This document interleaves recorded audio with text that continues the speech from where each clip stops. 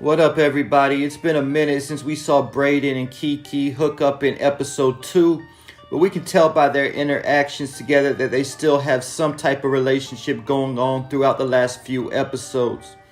As they were on their way to Italy, Brayden was trying to get turned up and told Keke that a party will find him. Then he dropped his cell phone on the ground and ran off to the plane, only for Keke to pick up his phone and see order after order of crash coins being deposited into Brayden's account. One thing I don't understand here is, why does Brayden have his notifications turned on for every single order or whenever crash coins are deposited into his account? It's not like he's hands-on handling each order himself or tracking the money with each notification as fast as those notifications were coming in. But now Keke sees this going on and she isn't dumb, so she's going to know that Brayden is back in the game. In episode 1, when first introduced to Brayden, she told him she heard a lot about him and let Brayden know that her expectations of him based upon what she has heard were very low. Then in the meeting room, she was also standing there when Brayden turned down the Coke, and Liam said, "I guess when you sell, you don't use." Only for Keke to practically throw herself at Brayden in the very next episode. A lot of people also think that Keke might be trying to get pregnant by Brayden to get her claim at the trust fund money. Now that Keke knows Brayden is back in the game, what is her move gonna be? She could completely ruin Brayden's life with this information by reporting it back to Lucas or Brayden's dad. Brayden's dad has already said that he would disown him and cut him off completely if he messed up again. Keke could even use this information to blackmail Brayden for money, but I don't think that Keke is a person of malice intent who would do anything like that. She seems to be fairly innocent, but we still know very little about her at the same time. Most likely she will confront Brayden about selling drugs. But since she was so quick to throw herself at Brayden in episode 2, knowing he had been a drug dealer before coming to work there, she might have been just saying all that in front of Uncle Lucas to throw him off, and may actually be intrigued by Brayden. Keke reminds me a lot of Tasha St. Patrick, and could serve as a valuable part of Tariq and Brayden's organization.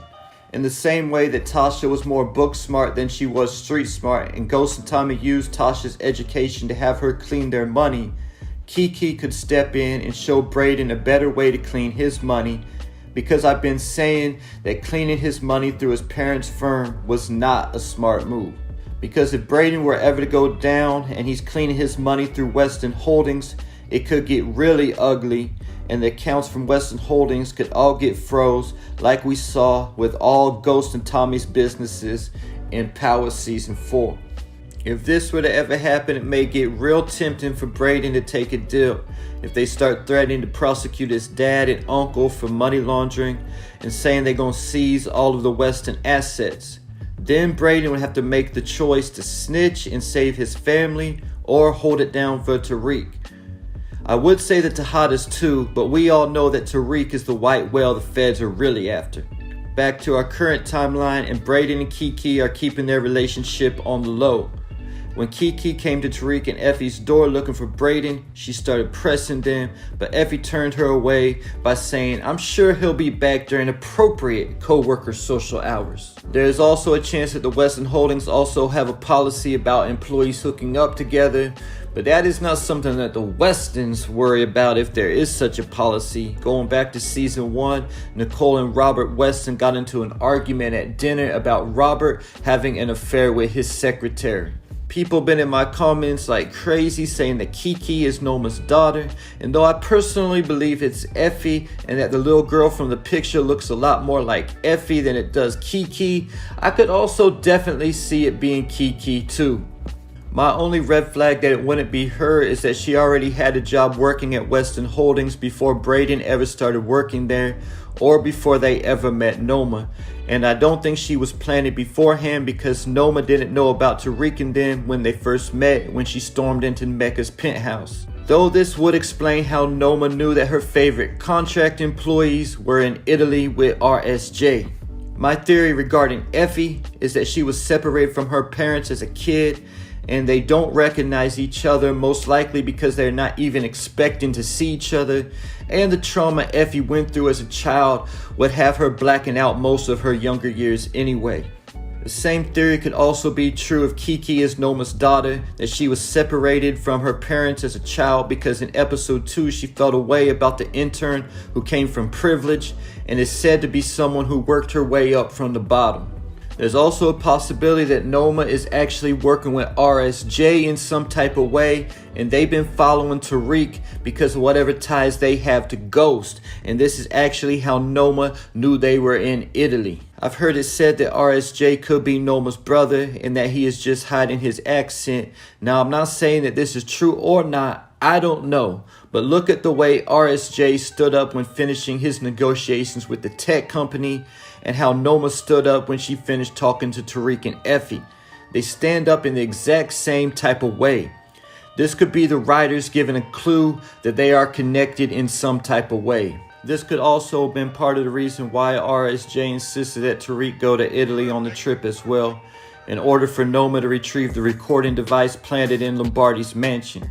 Keep in mind, during that meeting with Lucas and RSJ, Keke also insisted that Tariq go on the trip to Italy. While at Lombardi's mansion, RSJ said something very interesting to Tariq, that he would be lying if he said he wasn't familiar with his father's story. And Tariq kind of played it off, not wanting to talk about his dad, and said, "I never really knew my father." RSJ said that his father was a petty criminal who ran numbers, and that everyone told him that he would end up like his father. Also keep in mind that RSJ wanted the land the QCP was on, which was Ghost's dad and Uncle Gabe's bar before Gabe sold it to Ghost. Ghost also grew up in the same building in one of the upstairs apartments. Like I've said before, RSJ could be Tariq's uncle and Ghost's brother. Maybe they never talked again after Ghost's dad died. Ghost told Gabe that he went to live with Tommy Egan as soon as it happened, and Gabe had not seen Ghost since the night Curtis was killed.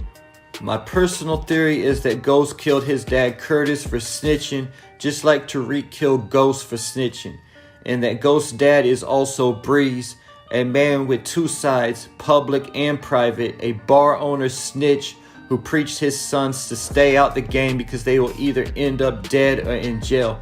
Just like Ghost was a club owner snitch who constantly preached for Tariq to stay out the game. But their private side, they were drug dealing murderers. Ghost just did it on a much bigger scale than his pops. But if I'm wrong about Bree's identity and RSJ being Ghost's brother, it would still be fire if RSJ was connected to Breeze in some type of way. Maybe his son or his brother. I've even heard a theory that RSJ is Breeze and he faked his death. I might do a backflip if that is revealed to be true. And just a side note, Breeze's age was never mentioned in OG Power, either, though a lot of people act like they know Breeze's age somehow. And to those uptight Power fans who get so angry at the rest of us for making up theories, maybe you should smoke something, hit the blunt a couple times and ease up. And if you can't do that, at least say a prayer to release some of that negative energy or something, because the rest of us just having fun and it's not that serious. Always looking for something to debunk. Why don't you debunk the writers for making Zeke 45 thinking he's 16? I mean, I can see Zeke being 6 foot tall in the first grade saying, "I learned my ABCs, Miss Jackson." Or how about casting a 5'1" man to play BG Kanan at 16 when OG Kanan is 6 feet tall? NBA players don't even hit that kind of growth spurts that late in life. And obviously, Makai ain't growing no more. So how are they going to play that out moving forward? But since it's all fiction anyway, it's all good. Back to the subject. If RSJ is not Ghost's brother, what could his angle be with Tariq? And could he be connected to Noma in some type of way? Or is Keke the one connected to Noma and the little girl from the picture that Effie found? Leave your thoughts, theories, and predictions in the comments.